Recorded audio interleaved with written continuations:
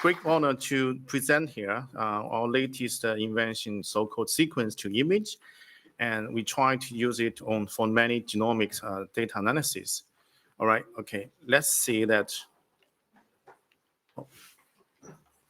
So what is Seq2Image? All right, so when we do some biological sequences analysis, so I think the first thing most of us will do is try to do extraction and try to simplify things. So something like this, with the reductionism, and trying to come up a simplified model and to combine a few factors from very complicated biological sequences. And sometimes the number of parameters is so limited, it cannot capture the actual, the biological system, the real world. So most cases we tend to make a few patches. So in terms of that, to increase the number of parameters. Here, give you one example. So in the genomic field, we know that GATK is one of the most famous DNA variant calling method. So if you look at the initial paper, the statistical model is so simple. However, when you use this model to apply it to the real world, real sequencing world, it turns out that there's so many artifacts, strand bias, sequence errors, and also many, many other things. And in the end, they say that, okay, let's apply a few filters, actually patches, and they call it GATK best practice. So there's 11 filters. So we can see that from very elegant statistical model, and then turned out to be very much over-engineered pipeline. So a lot of things will group together and become complicated at the end. Okay, so this is the traditional way we're going to do this. So we first try to simplify things and increase the number of parameters. And how about we do it differently? So we don't decrease the parameter, we don't extraction. We try to increase it. So instead of throw away things, we add things. So we add knowledge to the data. And in our way of doing this, we use the so-called Seq2Image. So we add knowledge together with data and encode it on a two-dimensional image.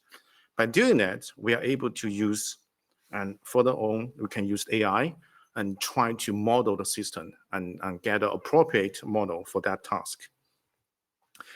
And all right, so Seq2Image, we can see here that, and we start with biological sequence, and because sequence is one-dimensional, and we can extend it, we can code it in the 2D image. So we have a 1D times 1D, 2D. And also we can have different channels in the way we can have the 3D image. And by doing that, we actually are able to add some neural network with that to do all kinds of classification, regression, and we can do a lot of predictions. So the benefit of that is that, so previously we need a model, now it's model free. And secondly, that, so when we make it in the sequence space, we can use a lot of sequencing processing technologies. And the third thing is that, and because the image is very easy for us to visualize it and to identify remote interaction or distal interaction between segments of the sequences. Okay, let me give a few examples. That one is using CNN, RNN for clustering local features. All right, so, and in terms of local features, what I meant here is that we use structuration. So on the left side is the simple structuration. On the right side is complex structurations. So the left side is a variation of sequences, and the other one is the complicated events. And first, when we try to compute germline structurations, there are many complications. For example, and often the case, structuration land on the repetitive regions, a lot of satellite sequences. And second thing is that there are a lot of complex events that is not just simple with just one sequence alteration, but in many of them. And traditionally, if we use the reductionism method, so we're trying to draw individual models, try to model individual mutation types, and then try to see what are the mutational or so-called abnormal sequence alignment, and try to look at abnormal sequence alignment and try to call the variation. However, this is quite difficult because For the complex events, we don't know how to model them. And secondly, there's a sequence repetitiveness will complicate detection of such events. So that's why we invented the approach, sequence to image. There's S-Vision, the first version on S-Vision. So we convert long-read sequence alignment into an image, and then we use the labeled structuration and labeled image and to train a neural network. And then we use the new sample, new events, and convert it again into image and use the trained CNN model to make prediction. So a bit detailed that there are two modules. One is the we have the image operation. We build a similarity image. So from the sequence alignment, we convert it to the 2D image. And then we have a lot of information can be encoded in a single channel, can also be in the different channels to record direct, indirect, reverse, and so on, duplicated channels.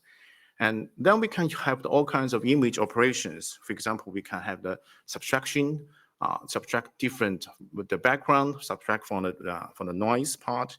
And then we can use the image object detection method to do classification of the mutations.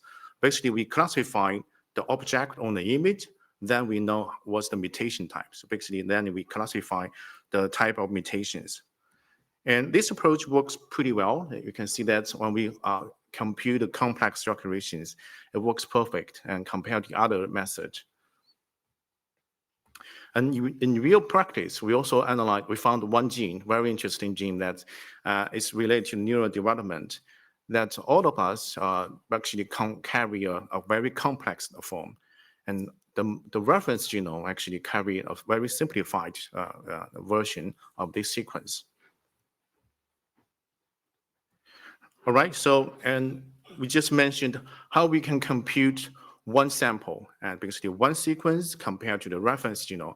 Then we convert it to the image.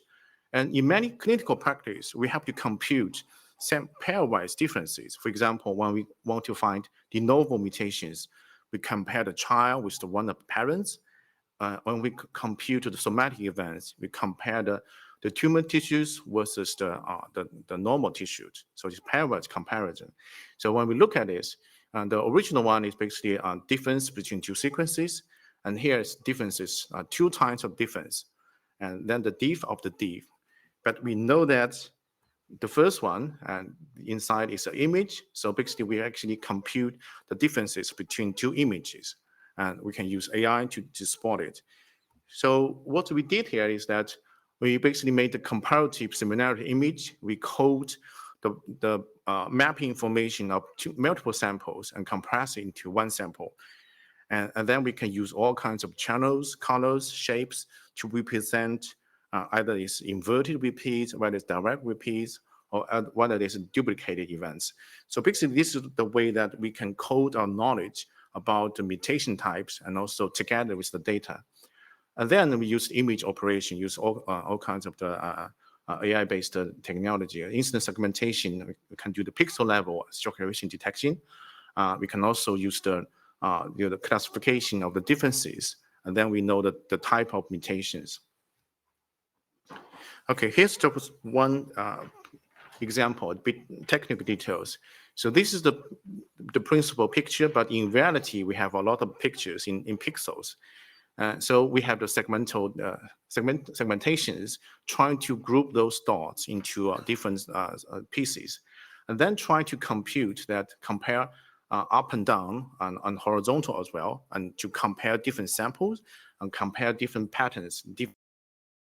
By doing that, we are able to find whether there's a new components, whether there's new breakpoints, whether there's new alleles. So we basically have all this kind of computational task as the classification task. And this turns out very good because of traditional method and aggregate all the pipelines on many computational components. So the errors will be aggregated, and eventually clinician won't be able to use the result at all. But in our result, we basically go back to the original data set. With the one AI program, we can precisely pinpoint what is the mutation, where it is. And we have very high precision rate. And then we also apply to the somatic events. It's of course simulated, but again, we can see that increase or decrease of somatic mutation rate value fraction. So our method still holds pretty well compared to the competing methods. All right, so I talk about one sample, and later on talk about pairwise comparison between two samples. And now the third operation is the population level differences. So how can we compute the differences among the population, and what can we do with it? So, and pan-genome is actually pretty good representation of the diversity in the population level. So we basically use the sequence graph, and if there's the nodes of the sequence are identical, we basically compress it. We spread out the path that is different.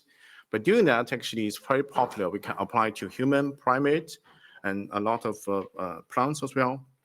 However, if you look at the pan-genome graph, and when we look at the graph, it's actually complicated, and the reading and how to interpret the mutation is complicated. For example, and later on, we published work in Chinese pan-genome project, and this is the graph at that time. But we have to go through the graph and try to find out each individual path, how does it decode certain mutations. It's actually a manual inspection. So can we actually make it better? Can we do it automatically? Can we do it precisely? So this is the approach that we decided that, again, it's about we isolate parts from a pan-genome graph and make it as a sequence, then convert it to the image, and either by the realignment, the denoising, and so on, and then trying to use deep learning to classify the events. So what we did here is starting from the pan-genome graph, we extract individual paths that is not reference-like. And then we pass the paths going through the reference, compared to the reference with the reference. This is the basic, the background noise. We can also compare the paths against the reference. Then we get the mutation signature. And so we have the forward, the match, and reverse match channel. And this one is the reference channel. This one that is the mutation channel. So by doing that, we generate 4 images, which capture the strain and also mapping properties of both reference to reference and reference to allele. And then we feed it to the LSTM and try to classify what is events. So previously we extract them, we side by side trying to do a difference. But now we basically just directly input the 4 image and let the LSTM try to figure out what's the mutation type. At the end, we are able to feedback to the final pan-genome graph to say how many precise alleles and where are they and what's the population frequency. Okay, here's the genotyping results. We know that the missing rate for current method is pretty high, and our method currently is the best one in the class. And we are also able to find new low size and new alleles, and that's previously unseen, unexplored by other methods. And we are also able to find very important new sites, locations that is previously were not able to discover by other tools. All right, so and I finished the second one using CNN for classifying local features, and then trying to talk about using transformer infrastructure to model distal interactions. Okay, then we bring to another computational task, a so-called gene annotation. It's a very old computational task. And basically that once you have a DNA sequence, when you do genome assembly, you have a DNA sequence. And the question here is, where is the gene? Where's the start end of the CDS?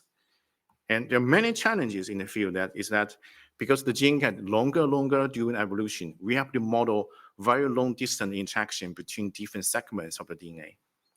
And traditional methods use HMM, that basically model adjacent probability between different nucleotides, and which is very hard to model a long distance interaction in the DNA sequence.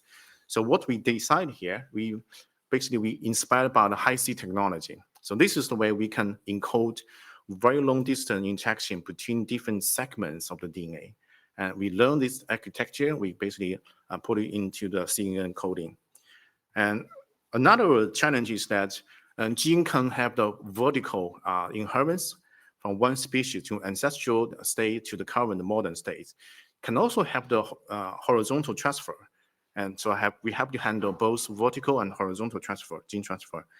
And traditional method like HMM basically build a general profile or average signature around very narrow evolutionary branch. So that's why we have to break this this trend, this method. So what we choose here, we have a very wide taxonomy, and then we have to use the mixture of expert and try to model this, use a tree-like structure. And so this is the final outcome of it. So we start how to code it. This is a neural network, transformer-based, and also with gene coding.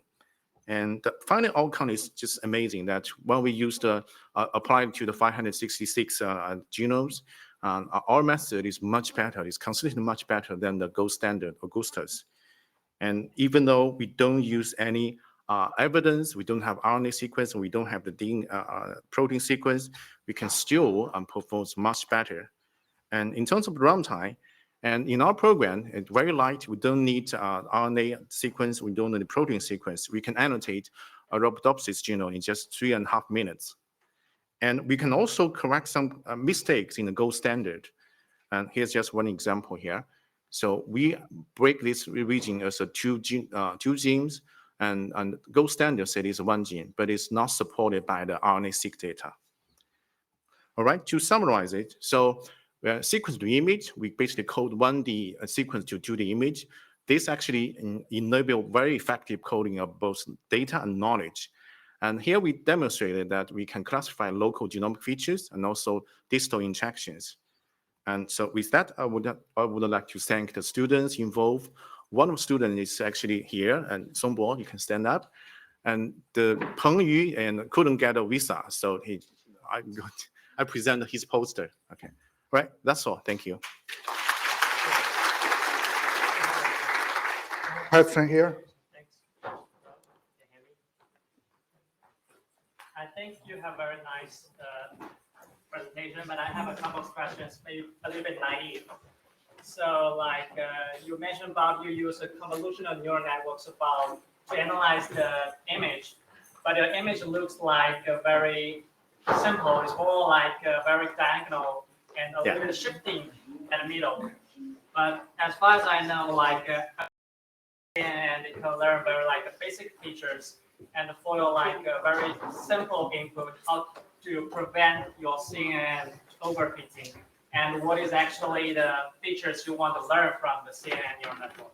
Yeah, thank you. So you're absolutely correct. The initial S-vision approach is very simple: straight line, a broken line, a different shapes, very simple. And later on, S-vision Pro, we have colors with different shapes. That's a bit complicated.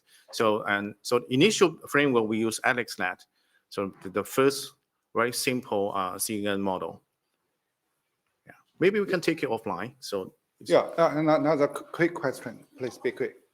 Thank you for the great talk and the beautiful job. I have one question. When you identify the structure variation, you use the you align the assembly to the reference to identify the structure variation from the image, right? So I actually work on assembly, and I think usually the assembly is not perfect. So they may when you assembly read to the like context, you may introduce some extra errors. So have you ever think about to start just from the raw reads instead of using the assembly? yeah, thank you. So our program is able to take both assembly and also raw reads. Mm-hmm. Yeah, both are possible. Oh, okay, thank you. Yeah. Okay, let's thank Kai again for the great talk.